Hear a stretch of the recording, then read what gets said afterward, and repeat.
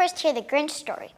I can't remember, but the minute the offer came through, I knew who he was, and I know the story very well. So some point in my youth, I heard and knew of the Grinch, and like all of Dr. Seuss's stories, I think I remember the Cat in the Hat even better. They're so impactful, they're so memorable, and that's their design, both through the language and the illustrations. They're really catchy.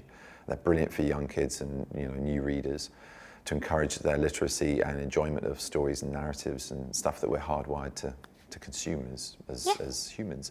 So a very iconic character, and I loved him from the first minute, whenever that was, that I first encountered him. So when they offered me the role, I was like, yeah, I'd love to do that. Do you use any of the old versions in your performance as the Grinch? No, because I didn't see. I have never seen the old versions. I think I've seen a clip of the Boris Karloff cartoon. I remember the trailer for the Jim Carrey movie. But it's a bad idea, I think, if you're an actor playing a new version of an old character that's already been played by other people, to watch other people's work, because it could influence you and you might end up copycatting, which could get into trouble with lawyers, apart from anything else, let alone angry Carey fans and Boris Karloff nuts, and it's just not a good look at all.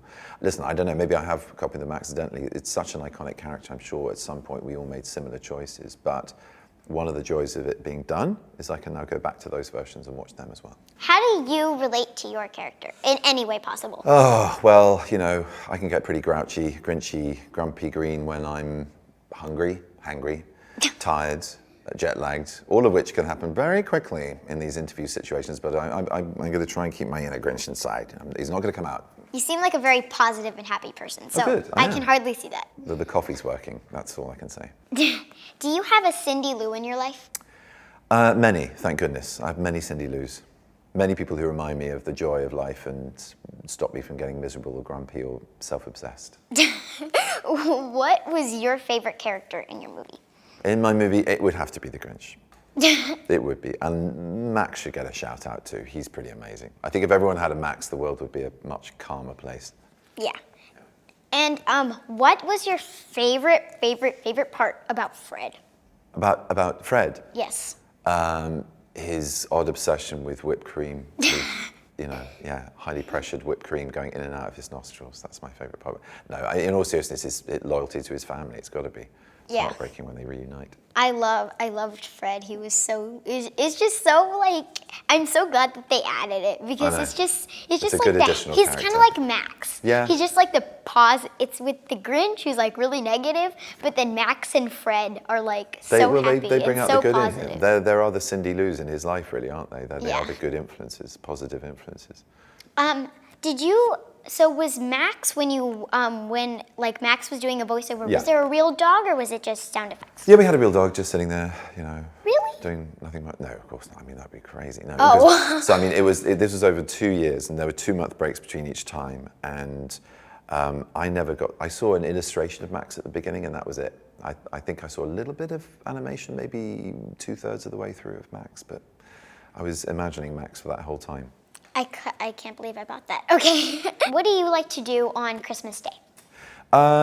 Just be with friends and family and shut the door to the world, or go and be with other friends and their families and just enjoy it all together. But yeah, basically all other demands on my time and all other things of responsibility fade away, and it's all about family and friends.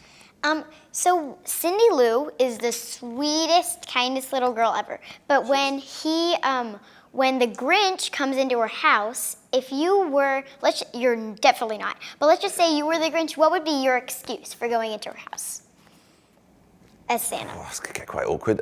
It would be to make sure that the chimney was clean. Yeah, it's important. You want a smoky fire on Christmas Day. That can ruin a lot of good times. Everyone coughing and their eyes watering and like this, going, oh God. So yeah, I'd be the chimney sweep. That's what I do, definitely. Today, we will do mean things, and we will do them in style.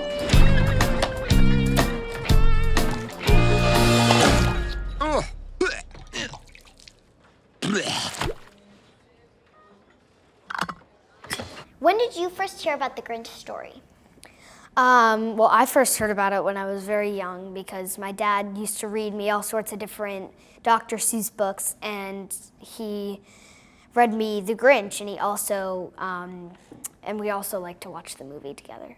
Have you seen the original version, like from way back in like the 60s? Yeah. Yeah, I saw it too. Yeah, I've seen it. It's a lot shorter than this one, but Yeah, and it's very different. Like I watched it after I watched this movie, and it's so different. yeah. But I noticed that I haven't read the book, surprisingly. But I noticed that some of the lines were like the same. Like maybe that his head wasn't screwed on right, and that his shoes were too tight. Yeah. So I think they took some of the same ones, but it's very good. What is it like being in the sound booth when you're doing the voiceover? It's a really weird at first because you're alone with only the director and foam surrounding you and a little door in the corner. But after a while, you get kind of used to it because you walk in and you know exactly what you're gonna do and where you're gonna go and how it's gonna work. And sometimes the director wasn't even there. Sometimes he was on Skype. So sometimes I'd just have, most of the time, honestly, I'd have to go into the room and I'd be alone, just in the room with the TV in front of me with the director. So we know that the Grinch has an adorable dog named Max. Do you have any dogs? Yes, I actually got a dog only a week ago. Really? Uh-huh, and his name is Tex. He's from Texas. He's a rescue, so that's why his name's Tex. What type of dog?